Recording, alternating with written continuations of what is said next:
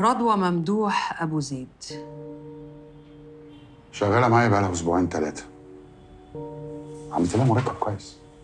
دي حتى طلبت سلفة عشان جوزها ما يتحبس وأنا وافقت. ودي كانت النتيجة. طمعتها فيك. بتحصل. يعني هو المفروض الواحد يبطل يعمل خير؟ معني استهلك بس يا دكتور. كان المفروض يبقى عندك نظرة في الناس، مش أي حد تمد إيدك ليه وخلاص. وأنا كنت هعرف منين إن هي بنت عبلسة؟ عشان على ظهر إيدي؟ عموما الموضوع بسيط وهيتلم بسرعة. انت سمعتك مفيش عليها أي غبار ولا عليك أي أحكام سابقة مشابهة، ده غير طبعا إنه نجاحك وشهرتك الكبيرة يخلوك مطمع للأشكال دي. ده اللي هنبني عليه الدفاع. أيوة يا مجد، بس العيال ما بيسيبش بيدوش.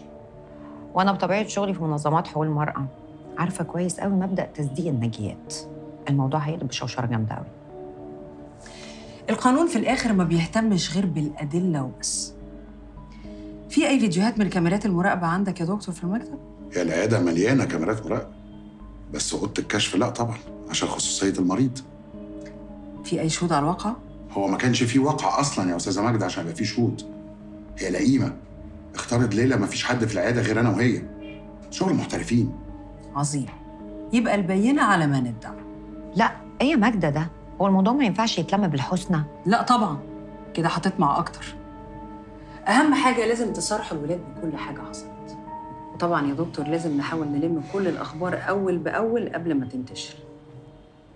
وسيبوا الباقي عليا.